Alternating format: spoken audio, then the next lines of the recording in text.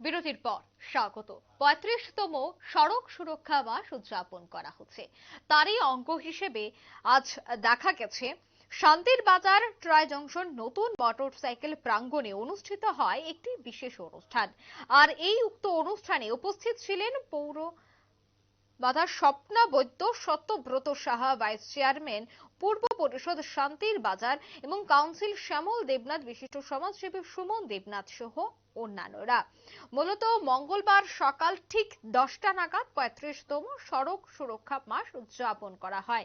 কিভাবে সড়ক দুর্ঘটনা রোধ করা যায়, কিভাবে ট্রাফিক বিধি মেনে চলে সড়ক দুর্ঘটনাকে এড়ানো যায়, প্রত্যেকটা বিষয় নিয়েই আজকের এই সুরক্ষা সভায় আলোচনা করা হয়েছে। সে বিষয়ে উপস্থিত অতিথিরা কি বলছেন শুনুন। মা বাবার আদরের ছেলে বন্ধন থেকে লোন নিয়ে কষ্ট করে রাবার বিক্রি করে ছেলের আবদার আমরা অভিভাবকরা পালন করতে যাচ্ছি। এবার ছেলের বয়স 16 হোক 17 হোক সেটা কিন্তু আমরা দেখছি না।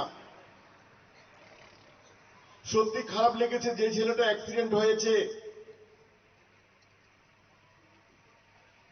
একটা গ্রাজুয়েট ছেলে, মা বাবা কত কষ্ট করে, একমাত্র বাবার ছেলে কত কষ্ট করে তাকে এত সুন্দর পড়াশোনা করিয়েছে।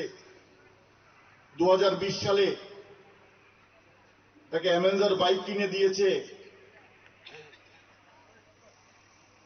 আদর অত বেশি মা বাবার হয়ে গিয়েছিল, ছেলের প্রতি ভালোবাসাটা এত হয়ে গিয়েছিল, ছেলে কোন পথে যাচ্ছে সেটাও খোঁজ নেবার সময় পাইনি। আমি আমার সামনে যারা ছাত্রছাত্রী আছে তাদের উদ্দেশ্যে বলবো, বাইক চালানোরও সময় আছে, বয়স আছে। আমাদের সরকার প্রতিনিয়ত চাইছে রোড সুরক্ষার জন্য যাতে রোডে লিমিটে বাইক চালানো হয়, কিন্তু আমরা কি দেখি, বাইকটাতে উঠলেই 80 থেকে 100 কিলোমিটার শুরুতেই শুরু করে দেয়। সেদিনও সেই অবস্থায় হয়েছিল ছেলেটা।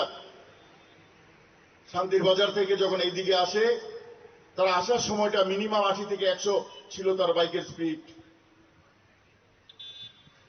আমরা যারা অভিভাবক, আমাদের প্রথম কর্তব্য, আমাদের ছেলে মেয়ে অ্যাক্সিডেন্টও আমি মনে করবো অভিভাবক সবার আগে দায়ী।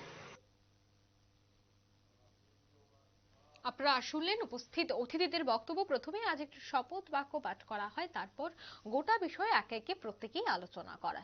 কিভাবে সড়ক দুর্ঘটনা রোধ করা যায়, বিশেষ করে ট্রাফিক বিধি মেনে চলে কিভাবে যানবাহন চালানো দরকার, প্রত্যেকটি বিষয় নিয়ে আজকে আলোচনা করা হয়। বিশেষ করে জোর দেওয়া হয় যে ধীর গতিতে যেন যানবাহন চালানো, বিশেষ ক্ষেত্রে বা বিশেষ সময় যে সমস্ত রিপোর্ট হাতে এসে পৌঁছায় সেক্ষেত্রে দেখা যায় যে দ্রুত গতিতে যানবাহন চালানোর ফলে দুর্ঘটনা হয়।